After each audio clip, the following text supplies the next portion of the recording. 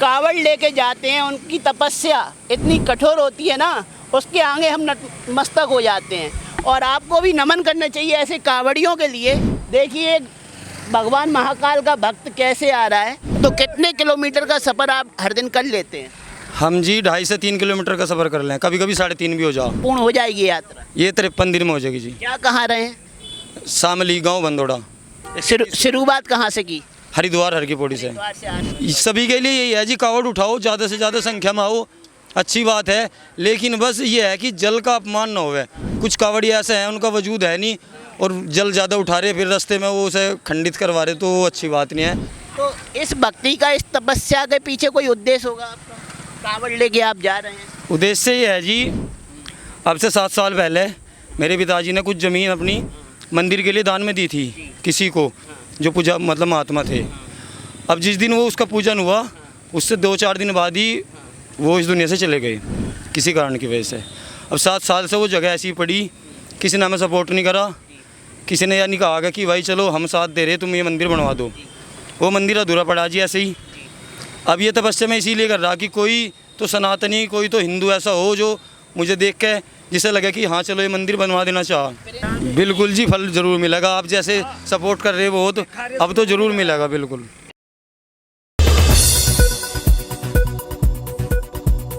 मैं रिंकेश जैन, आप देख रहे हैं भारत गान।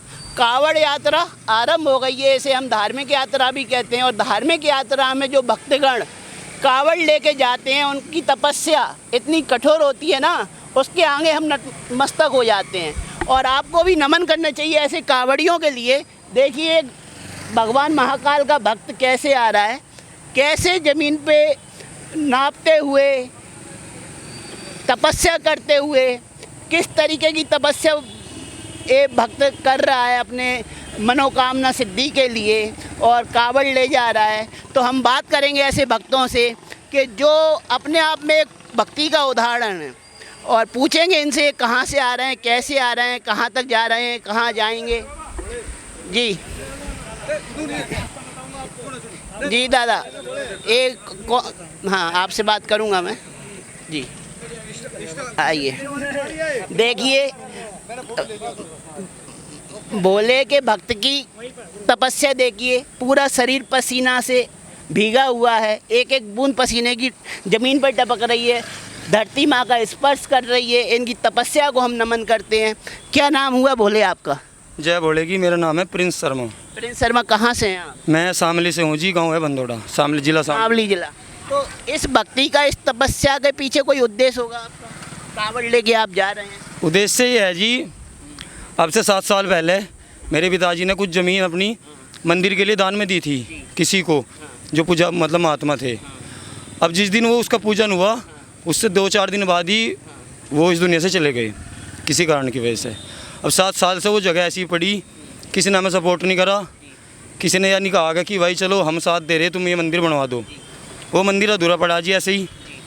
अब ये तपस्या मैं इसीलिए कर रहा कि कोई तो सनातनी, कोई तो हिंदू ऐसा हो जो मुझे देख के जिसे लगे कि हाँ चलो ये मंदिर बनवा देना चाह। प्रिंस जी, आप हमारे कैमरे पे हैं और हम भी अपनी ऑडियंस से अपील करेंगे। प्रिंस जी अपना नंबर बोलेंगे, फ़ोन पे, गूगल पे नंबर, इनका नंबर सुनिए, और हो सके तो इनकी जो भी मदद हो आप अपनी तरफ से कर सकते हैं। ऑनलाइन पेमेंट आजकल हर जगह जा सकता है। इनकी एक ही मनोकामना है, इनको अपने गांव में हनुमान जी का मंदिर बनाना है, और उस मनोकामनाओं को लेते हुए माँ धरती माँ का एक चरण वंदना करते हुए अपनी कावड़ ले जा रहे हैं। तो इनकी तपस्या को नमन करिए। और 100, 50, 200, 500, 1000 रुपये या 5000 रुपये का अमाउंट कोई इनकी भक्ति से बड़ा नहीं होता है। तो इनकी मदद करें ताकि इनकी मनोकामना सिद्ध हो, और इनके गांव में भी छोटा मोटा हनुमान मंदिर नहीं, विशाल हनुमान मंदिर बने। तो क्या गूगल पे भोले नहीं चाहिए, जो भी श्रद्धालु है अपना भोला है, प्लीज़ एड्रेस है हमारे गांव का मंदिर का, वहाँ पे आए, हाजिरी लगाए, जो भी बनता है। मैं कह रहा हूँ एक ईंट उठा के भी रखे ना। हमारा मैसेज इसलिए है, जो आपके गांव नहीं आ सकते वो अपने गांव पे बैठे बैठे आपकी मदद कर सकते हैं। क्या कहेंगे? बिल्कुल कर सकते हैं, कर सकते हैं, बिल्कुल कर सकते हैं। बना लेंगे,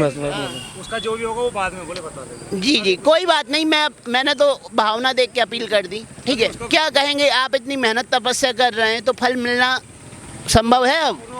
बिल्कुल जी, फल ज़रूर मिलेगा। आप जैसे सपोर्ट कर रहे हो बहुत, अब तो ज़रूर मिलेगा बिल्कुल। जी, अगर हमने रिक्वेस्ट की है, अगर आप अपना नंबर बोल सकते हैं फ़ोन पे गूगल पे, तो आप बोल भी सकते हैं, मदद तो आपके अकाउंट में पहुंच जाएगी। जब आप ट्रस्ट बनेंगे वो अमाउंट आप ट्रस्ट में भी ट्रांसफ़र कर सकते हैं। हम तो आपकी मेहनत की सराहना करते हैं, आपकी तपस्या की सराहना करते हैं।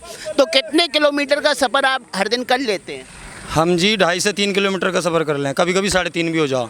और खाना पीना ऐसे ही? खाना पीना अपना सामान है जी, साथ में छोटा सिलेंडर है, बर्तन वगैरह अपना बना के खा लें जी हम। जो साथी आपके साथ हैं ये गांव के हैं क्या, रास्ते में आपको कहीं से मिल गए? एक भाई तो मेरे साथ ही रहे जी जो बाइक चलावे, बाकी और भाई हैं जो अपने को सपोर्ट कर रहे, इधर उधर से आ जावे।